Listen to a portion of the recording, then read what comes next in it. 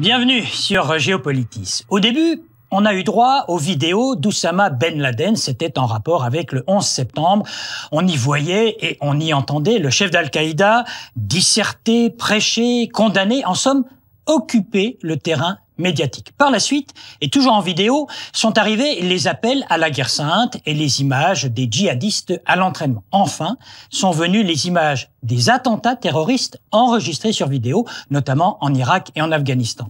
Nous nous sommes alors posé la question, les réseaux terroristes ont-ils mieux compris que les gouvernements les utilisations possibles de toute cette technologie informatique ? Car après les vidéos relayées à l'époque par Al Jazeera, on a vu l'émergence d'agences de communication spécialisées dans le terrorisme. Fini le temps de l'artisanat et de l'amateurisme. Al-Qaïda a désormais son agence de com, Al-Sahab, qui conseille, écrit, filme, monte et sonorise, et voire même diffuse la production. Voilà pour le côté professionnel du réseau. Comment cela a-t-il pu arriver si vite? Et surtout, comment peuvent réagir les entités antiterroristes dans le monde à tout cela? C'est la double question que pose Géopolitis. Tous ces sites que nous allons vous montrer, mais sans vous donner les adresses Internet ou les moyens d'y accéder, tous ces sites sont évidemment connus, répertoriés et surveillés par les autorités, cela dit. Quelle que soit la capacité des spécialistes, les messages des terroristes finissent par passer et poursuivent ce qui est leur but premier, livrer leur idéologie à des sympathisants, des jeunes, convertis ou non, titulaires de passeports européens ou américains, à rejoindre le djihad et à rejoindre la cause, voire à prendre les armes.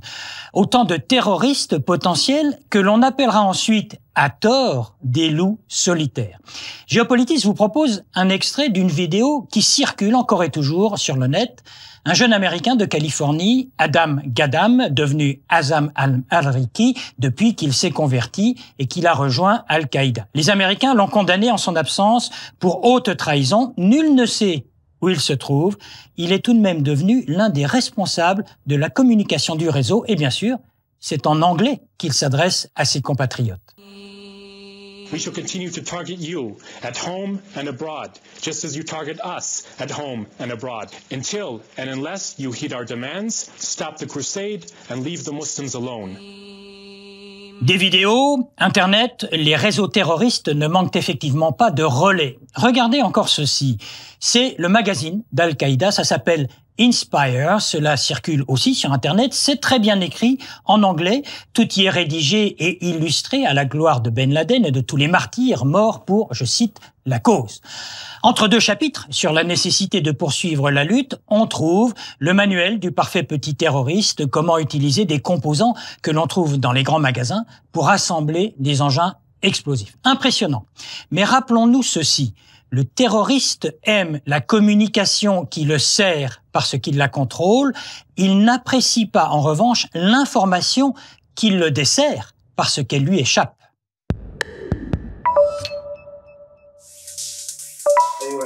On ne les a pas oubliées, ces premières vidéos d'Oussama Ben Laden. Ben Laden en train de marcher et de deviser tranquillement alors que les attentats du 11 septembre viennent d'avoir lieu. Ben Laden en train d'expliquer le succès inattendu des commandos d'Al-Qaïda ou encore ces images de propagande avec des militants prêts au djihad mondial, vidéos d'amateurs, bricolées, mal sonorisées, mal montées, mais diffusées entre autres chaînes par Al Jazeera avant d'être reprises par toutes les chaînes TV du monde. Images d'entraînement militaire, images d'attentats aussi pour mieux frapper l'opinion, images d'otages, enfin, pour faire pression sur les gouvernements concernés, avec un degré supplémentaire dans l'horreur lorsqu'en Irak, le responsable d'Al-Qaïda, Zarqawi, commencera à diffuser des séquences de mise à mort d'otages occidentaux. Et voilà que, ici et là, des sympathisants vont se mettre eux aussi à faire de l'image, utilisant la technologie et profitant de l'anonymat d'Internet, y compris en Suisse, où l'on voit des sites ouvertement terroristes se réclamant plus ou moins d'Al-Qaïda, glorifiant le souvenir des martyrs de la cause ou, en Suisse toujours, adressant par le truchement d'Internet des menaces aux plus hautes autorités de l'État. À l'image des grandes multinationales, les mouvances terroristes vont se décider à faire appel, voire à créer de grandes agences de communication. As-Sahab, dont on voit ici le logo, c'est l'agence de com d'Al-Qaïda, l'organisation mère, celle qui garde trace de toutes les diffusions. Il y a une bonne dizaine d'autres agences plus locales, Al-Malhem dans la péninsule arabique, qui se donne des airs de studio de production cinématographique, Al-Fajr, Al-Fida, Al-Andalus, qui s'occupe de la com d'Al-Qaïda au Maghreb islamique, ou encore le réseau de diffusion Shoumouk al-Islam. Communication perfectionnée également, avec le recours à des terroristes d'origine américaine, comme ici le Californien Adam Gaddam, alias Azam al-Amriki, Azam l'Américain, qui ne cesse de haranguer ses compatriotes. À toute cette production, il faut ajouter ce magazine, Inspire, le magazine du terroriste moderne et motivé, un gros pavé de 200 pages qui circule sur le net avec des textes en parfait anglais, avec ce qu'il faut de propagande, voire de menaces sur l'Occident, et avec des pages très pratiques sur, par exemple, la fabrication de bombes que vous pouvez réaliser tranquillement dans votre cuisine. La plupart des sites que nous venons de mentionner ont été pour certains fermés et pour d'autres bloqués et privés de parution. Il y a d'abord la réaction d'État, comme par exemple au commandement des opérations spéciales des États-Unis à Tampa en Floride, où des spécialistes n'essaient pas seulement de stopper ces sites terroristes, ils font de la contre-propagande, corrigent les erreurs, diffusent des vidéos, réfutent des accusations et créent parfois des sites pseudo-terroristes afin d'attirer des candidats terroristes qui seront ensuite neutralisés. Les sites des grandes agences, CIA ou FBI, tentent eux aussi de contrer le contenu de ces sites pro-terroristes, sites étroitement scrutés par des organismes comme ce centre de surveillance des sites islamistes qui visionnent tout et répercute l'essentiel de ce qui se dit et se montre sur la toile.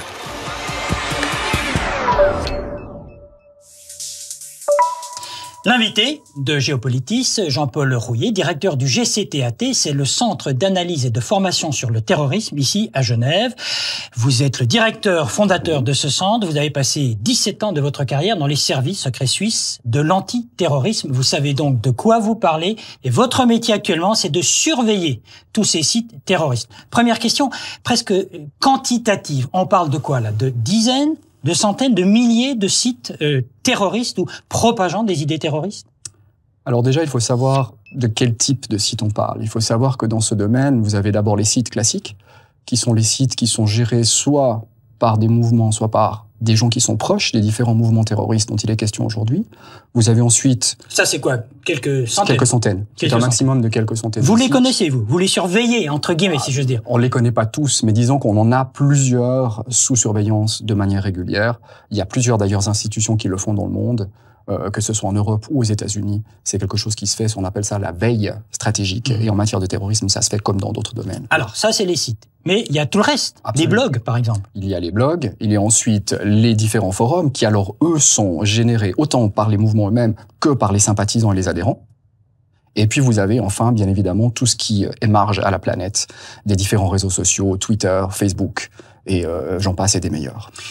Vous passez votre temps à regarder tous ces sites. Qu'est-ce qu'on en retient? C'est dangereux? C'est vraiment de la propagande? Est-ce que ça incite des jeunes, par exemple, à rejoindre le djihad? Répondons peut-être à la dernière question. Oui, il y a des gens, il y a des jeunes qui sont partis, qui ont rejoint les terres de djihad, comme les différents mouvements on l'appelle, sur la base d'informations qu'ils ont collectées, qu'ils ont trouvées sur Internet. Ce que vous retrouverez de manière générale sur ces sites, il y a à boire et à manger, on est bien d'accord, mais grosso modo, on va retrouver tout ce qui est la propagande des mouvements eux-mêmes.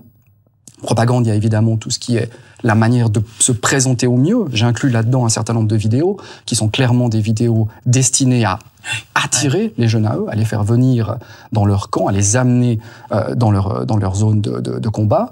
Vous allez également trouver des vidéos de formation, des textes aussi qui permettent de se former, maniement d'armes. Vous allez également trouver des textes qui vous parlent de renseignement, de comment collecter du renseignement, comment éviter d'être la cible des services de renseignement. Mais alors, je vous coupe une minute. Vous voyez tout ça.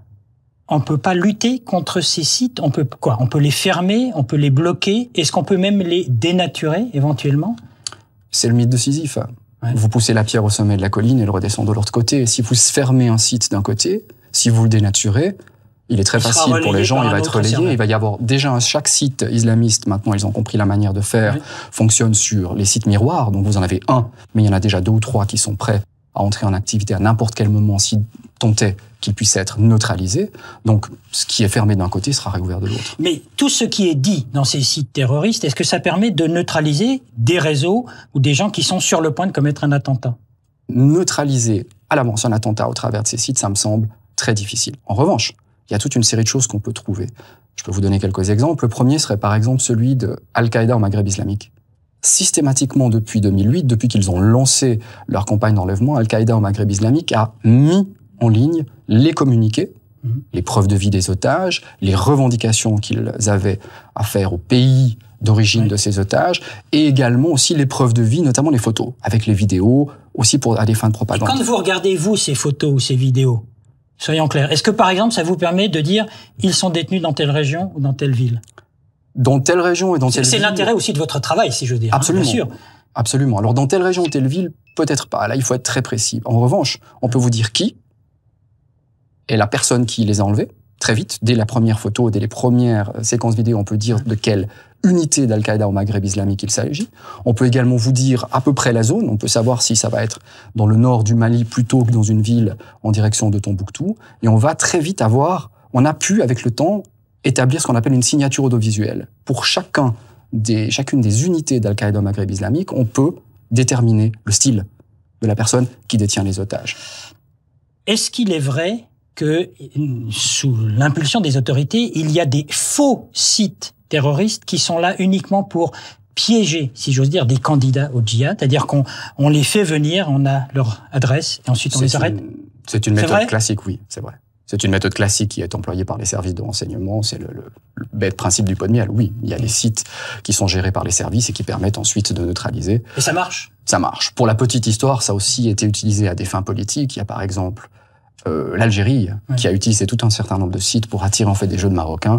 Ensuite, je vous laisse imaginer le genre de bisbille politique. Mais ça fait partie de la lutte antiterroriste. Absolument. Ce que vous faites aussi en surveillant tous ces sites.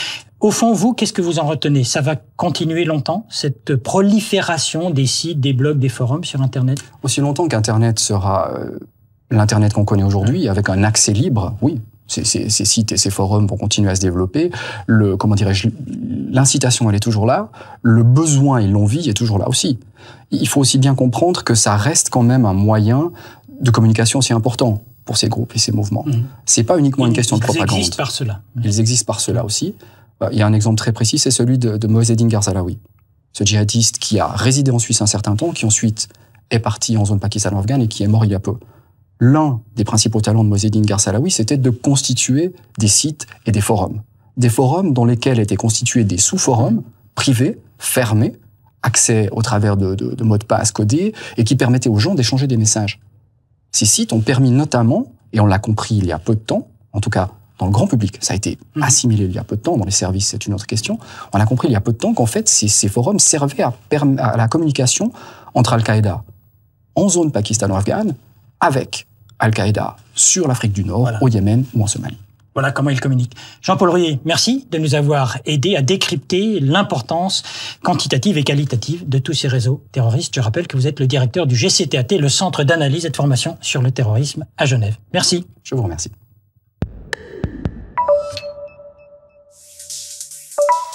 En ce qui concerne tous ces sites propageant des idéologies terroristes, on peut péremptoirement décider il n'y a qu'à interdire ces sites et il n'y a qu'à punir ceux qui les consultent.